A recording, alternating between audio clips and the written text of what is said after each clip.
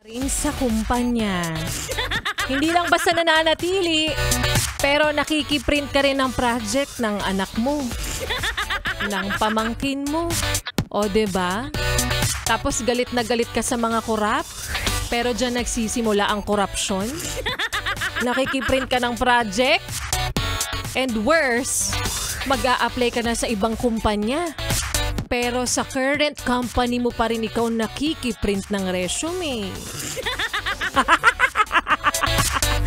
Ay nako, dami na naman pong natamaan. Alam mo, paulit-ulit nating ipapaalala na kapag ganyang pagod ka, baka, alam mo na, kailangan mo lang ipahinga. Baka kasi kailangan mo lang talagang ng peace of mind. Kasi baka kailangan mo lang magpahinga saglit para mapag-isip na swerte ka pa rin. 'Di ba? Sa kung anong meron ka na pinapangarap lang ngayon ng iba. At sabi nga rin nila, para tumagal ka sa trabaho, ang paulit-ulit kong sinasabi, 3 beses sa isang araw kailangan mo lang ulitin ang mga katagang. Magre-resign na ako. Magre-resign na ako. Magre-resign na ako. Alas 9 ng umaga nakatapat sa east. Alas 3 ng hapon nakatapat naman sa south. At alas 6 ng gabi nakatapat naman sa east-west.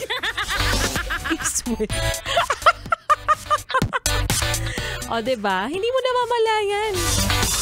Nakaka-10 taon ka na sa kumpanya. Diba? At ang sabi nga rin nila, kapag ganitong nakakaramdam ka ng pagod, okay lang naman na palakad-lakad ka sa trabaho. Ang importante, pumasok ka.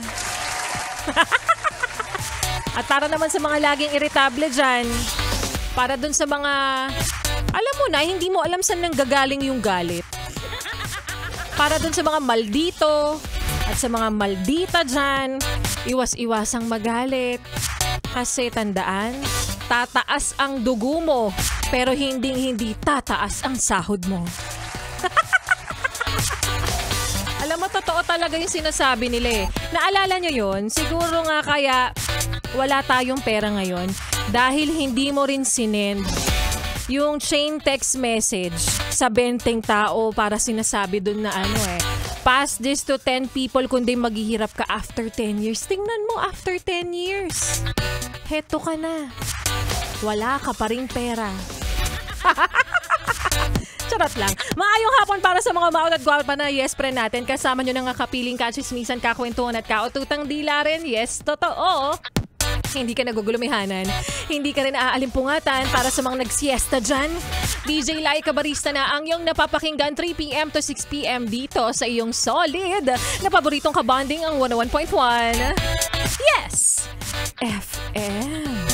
At para sa iyo, yes friend ko, na speaking of solid, dahil solid na solid pa rin ang pamimigay namin dito sa 101.1 Yes FM. At kung nagtataka ka ba, Laika Barista, para ang tagal mo lang hindi namimigay ng 1,000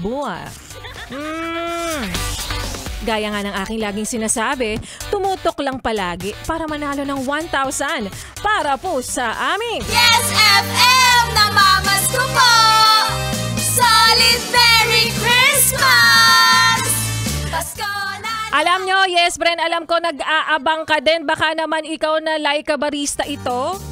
Ikaw na ba ang susunod na mamimigay ng 1,000 piso? Hindi pa. Sabi ko sa'yo, tutok ka lang eh. Literal. Diba? 86 days before Christmas, mga yes friend ko, kasabay ng pagbibilang natin ng araw bago ang araw ng Pasko, nakikisabay rin kami sa pamimigay ng tig 1,000 piso. 100 ang aming bibigyan at nakakailan na tayo. 86 minus 100, ikaw na ang magbilang. At para sa mga hindi pa po nananalo dyan, baka naman heto na ang chance mo. Baka naman kay Laika Barista na rin. Kaya abangan ngayong araw na to. Baka mamigay din ako. So, ang ibig kong sabihin dyan, simula alas 3 hanggang alas 6 ng gabi, tumutok kay Laika Barista. Baka ako na ang susunod na magbibigay ng swerte sa'yo. Magbibigay ng 1,000 para po sa ating Solid 100 Days of Christmas! Solid 100 Days of Christmas! At kapalit ng mga ipinamimigay namin dito, yes friend, ganyan lang naman. Tumutok ka lang. Abangan mo, baka mamaya meron na akong ibibigay na question for you. Kaya wag mo nang ilipat ang iyong stasyon. Wag mo nang ipihit pa ang iyong talapitan dahil magbabalik po si Laika Barista at sa aking pagbabalik. Hindi naman natin hinihiling na makatagpo ng perpektong tao. Pero minsan, sapat naman na yung maiintindihan at dadamayan ka.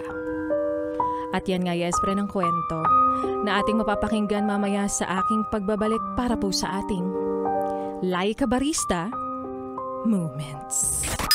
Kaya naman ituloy pa natin ang pakikinig mo sa mga kantahan natin ngayong hapon, yes, pre, na maulan kasama ang susunod nating kanta na para sa'yo. Na nakikita ko nakakapagbakasyon ka pero ang dami mo pang utang. Kaya naman here's When I Look at You by Miley Cyrus. Dito pa rin sa iyong solid na paboritong kabanding ang 101.1. Yes, FM.